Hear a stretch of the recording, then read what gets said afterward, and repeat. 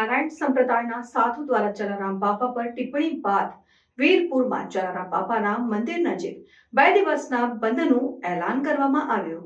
સુરતના અમરોલી વિસ્તારમાં સ્વામિનારાયણ સંપ્રદાયના સાધુ જ્ઞાન પ્રકાશ સ્વામીએ એક સત્સંગ દરમિયાન જલારામ બાપા વિશે વિવાદાસ્પદ ટિપ્પણી કરી હતી, જેમાં તેમણે જણાવ્યું હતું કે જલારામ બાપાએ ગુણાતીત સ્વામી પાસેથી આશીર્વાદ લીધા હતા।